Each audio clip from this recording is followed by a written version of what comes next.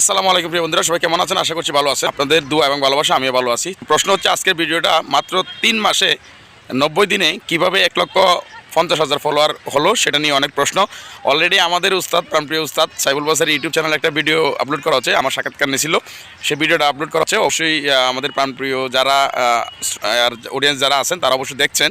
তারপর আমি আজকে এই ভিডিওর মাধ্যমে আপনাদেরকে বলবো কীভাবে আমার 1,50,000 ফলোয়ার কমপ্লিট হলো মাত্র 90 দিনে।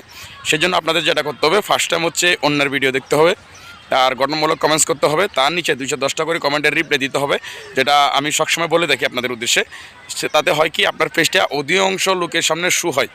আপনার পেজটা যখন সবার সামনে শু হবে, তাতে হয় কি, আপনার পেজটা একজনে ফলো করার জন্য তো তার সামনে আপনার পেজটা যেতে হবে, তাই না?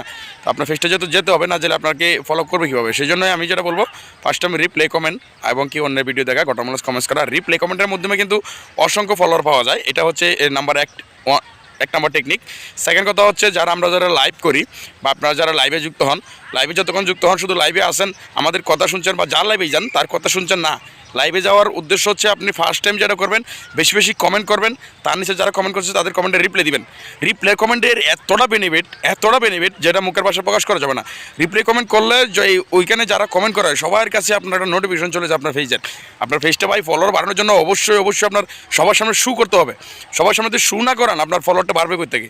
যেমন ধরুন, ভিডিওর নিচে, আমাদের ভিডিওগুলোর নিচে অসংখ্য কমেন্ট আসে। তো এই কমেন্টগুলোতে আপনি একটা কমেন্ট করে 210টা কমেন্টের রিপ্লাই দেন। রিপ্লাই কমেন্টের মাধ্যমে আপনার পেজটার নোটিফিকেশন সবার কাছে চলে যায়। ওই ভিডিওতে যত ধরনের কমেন্ট করে সবার সামনে আপনার নোটিফিকেশন চলে যায়। যেহেতু নোটিফিকেশন চলে যায়, তখনই একজন আপনার পেজটা ফলো করতে পারে। তো আপনার পেজটা তো ফলো করার জন্য সবার সামনে শু করতে হবে।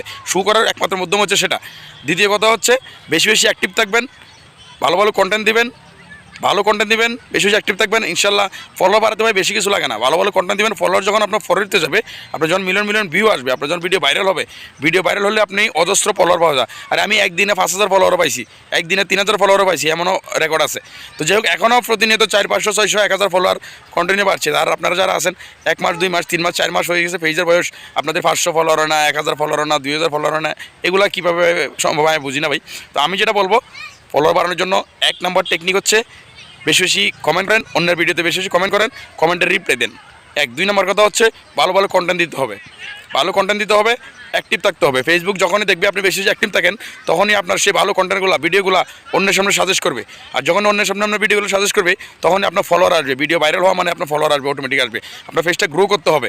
আর আজকেও যে এক ভাই আমাকে ফোন করছেন, কন্টেন্ট মনিটাইজেশন পাইছেন, বাট আপনার ভিউ নাই। আমি আপনাকে বলবো ভাই, আপনার পেজ রিকমেন্ডেশনটা ভালো করে চেক দেন, ঠিক আছে কিনা। তারপর আপনার প্রোফাইলের অ্যাডমিন প্রোফাইল, মাদার আইডি যেগুলো আছে, এগুলো ঠিক আছে কিনা চেক দেন।